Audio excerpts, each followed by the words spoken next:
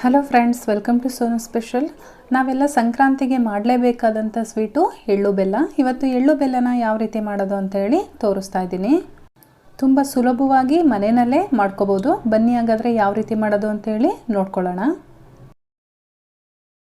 ನಾನಿಲ್ಲಿ ಮೊದಲಿಗೆ ಒಂದು ಕೊಬ್ಬರಿನ ತೊಗೊಂಡಿದ್ದೀನಿ. ಈ ಕೊಬ್ಬರಿನ ನಾನು ಮೇಲ್ಗಡೆ ಇರೋಂಥ ಪಾರ್ಟ್ ಎಲ್ಲನೂ ಬ್ರೌನ್ ಪಾರ್ಟ್ ಇದೆಯಲ್ಲ ಅದನ್ನೆಲ್ಲ ನಾನು ಈ ರೀತಿ ತುರ್ಕೊಂಡು ಅದನ್ನೆಲ್ಲ ತೆಗಿತಾ ಇದ್ದೀನಿ. ನೀವು ಬೇಕಿದ್ರೆ ಹಾಗೆ ಹಾಕ್ಬೋದು ಅಥವಾ ಈ ರೀತಿ ತೆಗೆದು ಕೂಡ ಹಾಕ್ಬೋದು. ನೋಡಿ, ಈ ರೀತಿ ನಾನು ಎಲ್ಲದನ್ನು ಕೂಡ ತುರಿದಿಟ್ಕೋತೀನಿ. ಕೊಬ್ಬರಿ ಮೇಲ್ಗಡೆ ಬ್ರೌನ್ ಪಾರ್ಟ್ ತೆಗೆದಾದ್ಮೇಲೆ ಈ ರೀತಿ ನಾವು ಕೊಬ್ಬರಿನ ಕಟ್ ಮಾಡ್ಕೋಬೇಕಾಗತ್ತೆ. ಮೊದಲು ಈ ರೀತಿ 2 ಪಾರ್ಟ್ಗಳು ಮಾಡ್ಕೊಳ್ಳಿ, ನಿಮಗೆ ಕಟ್ ಮಾಡೋಕ್ಕೆ ಈಸಿ ಆಗುತ್ತೆ. ಆಮೇಲೆ ಅದರಿಂದ ಈ ರೀತಿ ಚಿಕ್ಕದಾಗಿ ಕಟ್ ಮಾಡ್ಕೊಳ್ಳಿ. ತುಂಬ ತೆಳುವಾಗೂ ಬೇಡ ಅಥವಾ ತುಂಬ ದಪ್ಪವಾಗೂ ಬೇಡ, ಮೀಡಿಯಮ್ ಸೈಜಲ್ಲಿರಬೇಕು ಇದು. ಇವಾಗ ಅದರಿಂದ ಈ ರೀತಿ ಚಿಕ್ಕ ತುಂಡುಗಳಾಗಿ ಮಾಡ್ಕೋತಾ ಇದ್ದೀನಿ. ಈ ಸೈಜಲ್ಲಿದ್ದರೆ ನಮಗೆ ಸರಿಯಾಗುತ್ತೆ. ನೋಡಿ, ತೋರಿಸ್ತೀನಿ. ಇದೇ ರೀತಿ ನಾನು ಎಲ್ಲ ಕೊಬ್ಬರಿನೂ ಈ ರೀತಿ ಕಟ್ ಮಾಡಿ ಇಟ್ಕೋತೀನಿ. ನಾನಿಲ್ಲಿ ಕೊಬ್ಬರಿ ಜೊತೆಗೆ ಬೆಲ್ಲನೂ ಕೂಡ ಅದೇ ಸೈಜಲ್ಲಿ ಕಟ್ ಮಾಡ್ಕೊಂಡು ಇಟ್ಕೊಂಡಿದ್ದೀನಿ. ಇವಾಗ ಇದನ್ನು ನಾನು ಒಂದಿನ ಬಿಸಿಲಲ್ಲಿ ಒಣಗ್ಲಿಕ್ಕೆ ಇಡ್ತೀನಿ. ನಾನಿಲ್ಲಿ ಇವಾಗ ಶೇಂಗಾ ಬೀಜ ತೊಗೊಂಡಿದ್ದೀನಿ. ಅದನ್ನು ನಾನು ಸ್ವಲ್ಪ ಡ್ರೈ ರೋಸ್ಟ್ ಮಾಡ್ಕೋತೀನಿ. ಇದನ್ನು ಆದಷ್ಟು ಮೀಡಿಯಮ್ ಫ್ಲೇಮಲ್ಲಿ ಇಟ್ಕೊಂಡು ಮಾಡ್ಕೋಬೇಕಾಗತ್ತೆ. ಒಂದು 2 ನಿಮಿಷಗಳ ಕಾಲ ಮಾಡಿಕೊಂಡ್ರೆ ಸಾಕು, ನಮಗೆ ಇದು ರೆಡಿ ಆಗುತ್ತೆ. ಅದು ಸಿಪ್ಪೆ ಬಿಡ್ತಾ ಬರುತ್ತೆ, ಅಲ್ಲಿವರೆಗೂ ನಾವು ಇದನ್ನು ಮಾಡ್ಕೋಬೇಕಾಗತ್ತೆ. ನೀವು ನೋಡ್ತಾ ಇದ್ದೀರಾ, ಒಂದೊಂದೇ ಸಿಪ್ಪೆ ಬಿಡ್ತಾ ಇದೆ. ನಾನು ಇದನ್ನು ಒಂದು ಸಪ್ರೇಟ್ ಪ್ಲೇಟ್ಗೆ ತಣ್ಣಗಾಗಲಿಕ್ಕೆ ಹಾಕಿಟ್ಟಿರ್ತೀನಿ. ಇವಾಗ ಅದೇ ಪ್ಯಾನ್ಗೆ ನಾನು ಬಿಳಿ ಎಳ್ಳನ್ನು ಕೂಡ ಹಾಕ್ಕೊಂಡು ಇದನ್ನು ಕೂಡ ಡ್ರೈ ರೋಸ್ಟ್ ಮಾಡ್ಕೋತೀನಿ.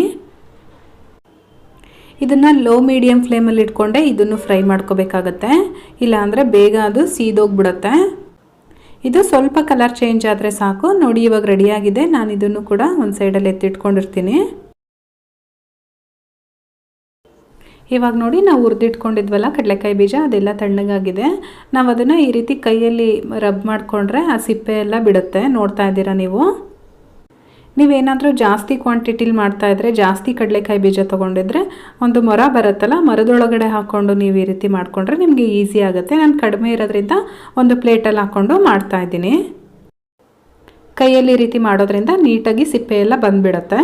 ನೋಡಿ, ಇವಾಗೆಲ್ಲ ಆಗಿದೆ. ನಾವಿವಾಗ ಇದನ್ನು ಬೇಳೆ ಮಾಡ್ಕೋಬೇಕು. ಹಾಗಾಗಿ ನಾನೊಂದು ಲೋಟದ ಸಹಾಯದಿಂದ ಈ ರೀತಿ ಮಾಡಿದ್ರೆ, ಸ್ವಲ್ಪ ರಬ್ ಮಾಡಿದರೆ ಸಾಕು, ಅದು ಬೇಳೆಗಳಾಗುತ್ತೆ. ಅಥವಾ ನೀವು ಕೈಯಲ್ಲಿ ಕೂಡ ಮಾಡ್ಕೋಬೋದು. ಇವಾಗ ನೋಡಿ, ಎಲ್ಲ ಇಂಗ್ರೀಡಿಯೆಂಟ್ಸು ರೆಡಿಯಾಗಿದೆ. ಬನ್ನಿ ನೋಡ್ಕೊಳ್ಳೋಣ. ನಾನಿಲ್ಲಿ 1 ಕಪ್ ಕೊಬ್ಬರಿ, ಹಾಗೆ ಬೆಲ್ಲ, ಮತ್ತು 1/4 ಕಪ್ಪಷ್ಟು ಬಿಳಿ ಎಳ್ಳು, ಹಾಗೆ 1 ಕಪ್ಪಷ್ಟು ಕಡಲೆಕಾಯಿ ಬೀಜ,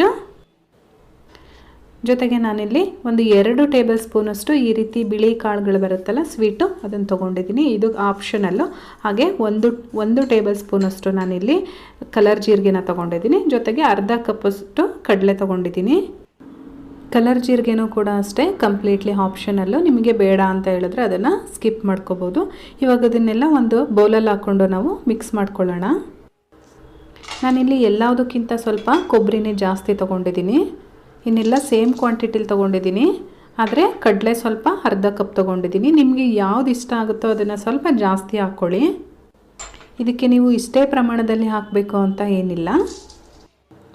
ನಾವು ಇದನ್ನು ಅಂಗಡಿನಲ್ಲಿ ತರೋದಕ್ಕಿಂತ ನಾವು ಈ ರೀತಿಯಾಗಿ ಮನೆಯಲ್ಲೇ ಮಾಡಿಕೊಂಡ್ರೆ ನಮ್ಮ ಹೆಲ್ತ್ಗೂ ಕೂಡ ತುಂಬಾ ಒಳ್ಳೆಯದು. ಹಬ್ಬದ ಹಿಂದಿನ ದಿನವೇ ನೀವು ನೀಟಾಗಿ ಈ ರೀತಿ ಮಾಡಿಟ್ಕೊಬಿಟ್ರೆ ನಿಮಗೆ ಹಬ್ಬದ ದಿನ ತುಂಬಾ ಈಸಿ ಆಗುತ್ತೆ. ಈ ರೀತಿ ಎಲ್ಲ ಇಂಗ್ರೀಡಿಯೆಂಟ್ಸು ನಾವು ಒಂದು ಮಿಕ್ಸಿಂಗ್ ಬೌಲ್ ಒಳಗಡೆ ಹಾಕ್ಕೊಂಡಾದ್ಮೇಲೆ ಇದನ್ನೆಲ್ಲ ಒಂದು ಸರಿ ನೀಟಾಗಿ ಮಿಕ್ಸ್ ಮಾಡ್ಕೊಳ್ಳೋಣ. ಫ್ರೆಂಡ್ಸ್, ಎಳ್ಳು ಬೆಲ್ಲ ರೆಡಿಯಾಗಿದೆ. ನೋಡಿದ್ರಲ್ಲ, ಇವತ್ತಿನ ರೆಸಿಪಿ ನಿಮಗೆಲ್ಲ ಇಷ್ಟ ಆಗಿದೆ ಅಂತ ತಿಳ್ಕೊತೀನಿ. ಇಷ್ಟ ಆಗಿದ್ರೆ ಲೈಕ್ ಮಾಡಿ, ಹಾಗೆ ನಿಮ್ಮ ಫ್ಯಾಮಿಲಿ ಮತ್ತು ಫ್ರೆಂಡ್ಸ್ ಜೊತೆ ಶೇರ್ ಮಾಡ್ಕೊಳ್ಳಿ. ಹೇಗೆ ಬಂತು ಅಂತೇಳಿ ನನಗೆ ಕಮೆಂಟ್ ಮಾಡಿ ತಿಳಿಸಿ. ಕೊನೆಗೆ ನನ್ನ ಚಾನಲ್ನ ಸಬ್ಸ್ಕ್ರೈಬ್ ಮಾಡೋದಂತೂ ಮರಿಬೇಡಿ ಫ್ರೆಂಡ್ಸ್. ನಾನು ಮತ್ತೆ ನಿಮಗೆ ಇನ್ನೊಂದು ಈಸಿ ರೆಸಿಪಿಯೊಂದಿಗೆ ಸಿಗ್ತೀನಿ. ಅಲ್ಲಿವರೆಗೂ bye bye, take care, thank you for watching.